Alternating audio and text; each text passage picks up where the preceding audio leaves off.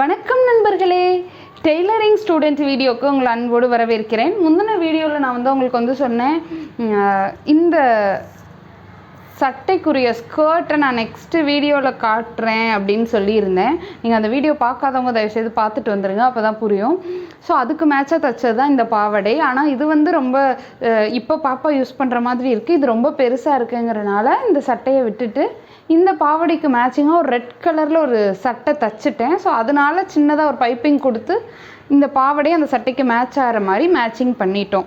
So அது போக நான் என்ன தைச்சேன் அப்படின்னா, பாக்ஸ் ஃபோல்டடு ஃப்ராகு. இது ரொம்ப நல்லா வந்திருக்கு. லைனிங் வச்சு பின்னாடி ஜிப் வச்சு தைச்சேன். ரொம்ப ஒரு ரெடிமேடு மாதிரியே ரொம்ப நீட்டாக நல்ல லுக்கிங்கில் வந்திருக்கு. கைக்கு பார்த்திங்கன்னா கூட அந்த ஒரு மாதிரி இப்போ நியூ மாடல் வருதுல்ல, பஃப் மாதிரியே வச்சு அதில் ஒரு சின்ன ஒரு இது பண்ணுற மாதிரி அந்த மாதிரி பண்ணியிருந்தேன். ரொம்ப இந்த கிளாத்தும் நல்லாயிருக்கு, நான் தைச்சதுமே ரொம்ப நல்லாயிருக்கு. ஸோ எனக்கு ரொம்ப பிடிச்சிருந்தது பர்சனலாக. அடுத்ததாக நான் என்ன பண்ணேன் அப்படின்னா, ஒரு பட்டுப்பாவடை சட்டை. இது பார்த்திங்கன்னா இது ரெடிமேடு, என்னோடய அக்கா பொண்ணோடது. ஒரு பிங்க்கு சட்டையும் இந்த பாவாடையும். இது ஆனிக்காக கொடுத்தாங்க அக்கா. ஆனால் இதில் லைட்டாக பார்த்திங்கன்னா இந்த கருப்பு கலரில் கொஞ்சம் கரை மாதிரி இருக்குது. ஸோ இந்த பாவாடை போட முடியாது அப்படிங்கிறதுனால இந்த சட்டைக்கு மேட்ச் ஆகுற மாதிரியே நான் ஒரு பட்டு பாவாடை சட்டை தைச்சேன். ஒரு காட்டன் மெட்டீரியல் வாங்கிட்டு ஒரு அழகாக அந்த ஸ்கை ப்ளூ கலரில் இந்த பாவாடை நான் தைச்சிட்டேன். இப்போ அதுக்கு மேட்சிங்காக ஒரு சட்டை நான் தைச்சேன் இல்லையா, அதுதான் இது. ஸோ அந்த பாவாடையில் எந்த மிஸ்டேக்குமே வரல, ரொம்ப அழகாக தைச்சிட்டேன். சட்டையில் முதல் முறையாக அந்த லேஸ் ஒர்க்லாம் பண்ணேன். ஸோ அது பார்த்திங்கன்னா இங்கே நல்லா கேப் இருக்கும், இந்த சைடு கேப் இல்லாமல் ஒரு மாதிரி கோணிட்டு போய் இருக்கும். ஸோ அது இருந்துச்சு. இந்த கை ரொம்ப அழகாக வந்திருந்தது, எனக்கு ரொம்ப பிடிச்சிருந்தது. இந்த பஃப் ஸ்லீவு ஒரு டிஃப்ரெண்ட்டாக. பின்னாடி அதே மாதிரி பார்த்திங்கன்னா உடம்பு ஒரு சைடு நிறையாவும் ஒரு சைடு கம்மியாகவும் பிடிச்சிட்டேன். அது கொஞ்சம் எனக்கு இதாக இருந்தது. வேறு என்ன, இந்த துணி பார்த்திங்கன்னா ஒரு மாதிரி கெசின்னு வாங்குது. ஆக்சுவலி ஒரு மீட்டரே நான் 30 ரூபான்னு தான் வாங்கினேன். அது என்னென்னா நூல் எடுத்துக்கிட்டே வந்துட்டே இருந்துச்சு, அதனால் தைக்க கொஞ்சம் கஷ்டமாக இருந்தது. இதில் ரொம்ப பெரிய ஒரு மேஜர் மிஸ்டேக் ஒன்று பண்ணேன். அது என்னன்னு கேட்டிங்கன்னா, இங்கே பாருங்கள், இப்படி தான் இருக்கணும். ஆக்சுவலி அந்த கோல்டன் கலர் புட்டாஸ் இருக்கணும். நான் என்ன பண்ணிட்டேன், லைனிங் வச்சு தைச்சி வெளியில் எடுக்கும் போது இந்த ஃப்ரண்ட் சைடு புட்டா பாருங்கள் பிங்க்கில் இருக்கும், மற்ற இடத்துல கோல்டன் இருக்கும், புட்டா பிங்க்காக இருக்காது. அதாவது மாற்றி வச்சு தைச்சிட்டேன், ஃப்ரண்ட் சைடே மாற்றி துணியை வச்சு தைச்சிட்டேன். ஸோ மக்களே, உங்களுக்கு கரெக்டாக எது ஃப்ரண்ட் பேக்குன்னு தெரிஞ்சால் கூட நீங்கள் நல்லா அந்த மார்க்கிங் சாக் வச்சு எழுதி குறித்து வச்சுக்கோங்க. லைனிங் குறிப்பாக அந்த லைனிங் மெட்டீரியல் வச்சு தைக்கும் போது அதை திருப்பி எடுக்கும் போது இந்த மாதிரியான தவறுகள் நடக்கலாம். அதனால் நீங்கள் கொஞ்சம் கவனமாக இருந்துக்கோங்க.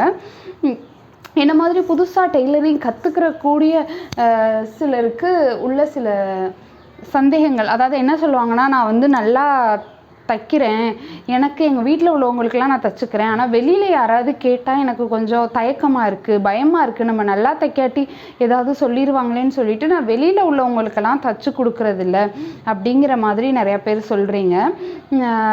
எனக்கு என்னோடய பர்சனல் எக்ஸ்பீரியன்ஸ் என்னென்னா, நான் ஃபஸ்ட்டு சின்ன சின்ன விஷயங்கள் எங்கள் வீட்டில் இது வேஸ்ட்டாகவே இது ஒரு பெட்ஷீட்டு ஒரு துணி இருந்தது, அதை வச்சு ஸ்க்ரீன் தைச்சேன்னா அது லைட் வெயிட்டான ஒரு பெட்ஷீட் தான். ஸோ அந்த மாதிரி சின்ன சின்ன விஷயங்கள், என்னோடய ஹஸ்பண்டோட வேஷ்டி தைச்சேன், அதுக்கப்புறம் என்னோடய நைட்டி, அந்த மாதிரி தைக்கும் போது ஒரு சின்ன கான்ஃபிடென்ஸ் இருந்துச்சு. நான் இன்னுமே எனக்கு ப்ளவுஸோ சுடிதாரோ தைக்க தெரியாது. ஒரு ஸ்ட்ரெயிட் ஸ்டிச்சு தெரியும், அதுக்கப்புறம் இந்த மாதிரி ஃப்ராக்ஸ் மேக்ஸிஸ் அந்த மாதிரி தைக்க தெரியும். இப்படி இருக்கும்போது என்கிட்ட தைக்க அவசரத்துக்கு பக்கத்தில் ஒரு அக்கா டாப்பு நைட்டி இதெல்லாம் பிடிச்சி தைச்சி தர சொல்லி கொடுத்தாங்க. ஸோ அதை நான் தைச்சி கொடுக்கும்போது என்னாச்சுன்னா, அவங்க ஹஸ்பண்ட் எல்லாருமே உனக்கு இது ரொம்ப ஃபிட்டாக நல்லா இருக்குது அப்படின்னு சொல்லியிருக்காங்க. அவங்க என்கிட்ட இது வரைக்கும் யாருமே எனக்கு நைட்டினா ஒன்று ரொம்ப லூஸாக இருக்கும், இல்லைனா ரொம்ப ஃபிட்டாக சுடிதார் டாப் மாதிரி பிடிச்சி கொடுத்துருவாங்க, அதை போட்டுக்கவே முடியாது, இவ்வளோ கம்ஃபர்டபுளாக யாருமே தைச்சதில்லை, நீங்கள் தான் தைச்சி தந்திருக்கீங்க அப்படின்னு சொல்லும்போது எனக்கு ரொம்ப சந்தோஷமாயிடுச்சு. ஏன்னா நமக்கே தைக்க தெரியாமல் நம்ம தைக்கிறோம். அப்போ அதுவும் நான் தைக்க ஆரம்பித்தது காரணமே எனக்கு யாருமே ஒழுங்காக தைச்சி தரல அப்படிங்கிறதுக்காக தான். அப்போ நம்ம ஒருத்தவங்களுக்கு நல்லா தைச்சி தந்திருக்கோங்கிறது ஒரு பயங்கர ஒரு பூஸ்டப் ஆச்சு. அதுக்கப்புறம் இன்னொரு அக்கா அப்படி தான், அவங்க வீட்டில் பார்த்திங்கன்னா அவங்களுக்கு ஆசை தரமாட்டாங்க. அந்த மாதிரி ஃபஸ்ட்டு அந்த கலைஞர் உரிமை தொகையில் தான் அவங்க காஸ்ட்லியாக ஒரு சுடிதார் வாங்கி அதை என்னை ஃபிட் பண்ணி தர சொன்னாங்க. நான் அந்த ஹிப் கிட்டெல்லாம் டாட் பிடிச்சி நீட்டாக கொடுத்தேன். இது வரைக்கும் நான் இப்படி ஒரு ட்ரெஸ்ஸு போட்டதே இல்லை. கண்ணாடி முன்னாடி நான் ரொம்ப நேரம் பார்த்துட்டே இருந்தேன். எனக்கு ரொம்ப சந்தோஷமாக இருந்துச்சு. இருந்துச்சு, நான் போட்டுட்டு வந்து உங்கள்கிட்ட காட்டுறேன்னு சொல்லி அவங்க போடுற அன்னைக்கு போட்டுட்டு வந்து என்கிட்ட காமிச்சிட்டு தான் அவங்க கோயிலுக்கே போனாங்க. ஸோ அந்த மாதிரி நம்ம வந்து ஒருத்தவங்களுக்கு நம்ம பண்ணி தரும்போது நம்மளோட கான்ஃபிடென்ட் லெவல் கூடும். ஸோ வந்து தயங்கி பயந்து ஒரு அக்கா சொன்னாங்க, அவங்க வந்து இப்போ கடை வச்சுருக்காங்க. டெய்லரிங் கற்றுக்கிட்டு 10 வருஷம் அவங்க வந்து தயங்கி பயந்துட்டே கடை போடாமல் இருந்தாங்களா. அவங்களுக்கு தேவை இருந்தது, ஆனாலும் கடை போடலை. 10 வருஷம் கழிச்சு தான் எனக்கு ஒரு கான்ஃபிடென்ஸ் வந்துச்சுன்னு சொன்னாங்க. ஸோ அந்த மாதிரி டயத்தை நீங்கள் வேஸ்ட் பண்ணாதீங்க. இந்த மாதிரி இப்போ பிடிச்சி தர விஷயங்கள், இப்போ வந்து எனக்கு வந்து ஒரு அக்கா ஒரு 4 நைட்டி வந்து கொடுத்துட்டு போனாங்க பிடிச்சி தைக்க சொல்லி. ஸோ அப்போ தான் எனக்கு இதை சொல்லணும் உங்ககிட்ட அப்படின்னு ஞாபகம் வந்தது.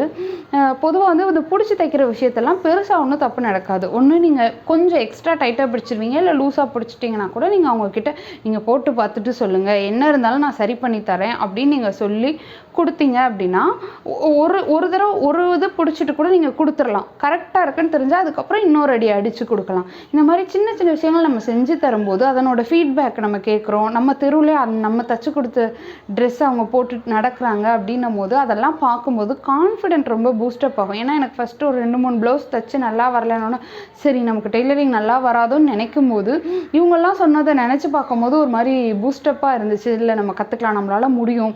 நம்ம சாதாரணமாக ஒரு அடித்து கொடுத்த ஒரு ஃபிட் பண்ணி கொடுத்த ட்ரெஸ்ஸே இவ்வளோ சந்தோஷத்தை தருதுன்னா நம்ம தச்சு நல்லா டிசைன் பண்ணி கொடுத்தா எல்லோரும் எவ்வளோ சந்தோஷப்படுவாங்க அப்படின்னு எனக்கு பர்சனலாக தோணுச்சு. அது ஒரு என்கரேஜ்மெண்ட்டாக இருந்துச்சு. அதனால தான் நான் உங்களுக்கும் சொல்கிறேன், நீங்கள் டெய்லரிங் கற்றுக்கிற ஸ்டூடெண்ட்டாக இருக்கீங்க, இல்லை கொஞ்சம் கொஞ்சம் உங்களுக்கு தெரியும் அப்படின்னா முதல்ல இந்த மாதிரி பிடிச்சி அடித்து தர்றது, ஏதோ கிழிஞ்சதை தச்சு தர்றது, அதுக்கப்புறம் வயசான பாட்டிங்களுக்கு அந்த பிளெயின் ப்ளவுஸ் தச்சு தர்றது, அந்த மாதிரி சின்ன சின்ன விஷயங்களை ஃபஸ்ட்டு செய்ய ஆரம்பிங்க. அப்புறம் கொஞ்ச நாள் கழிச்சு இப்போ டிசைனர் ப்ளவுஸாகவே இருந்தாலும் அந்த டிசைன் நீங்கள் இது வரைக்கும் போட்டதில்லைன்னு நீங்கள் சொல்லலாம்.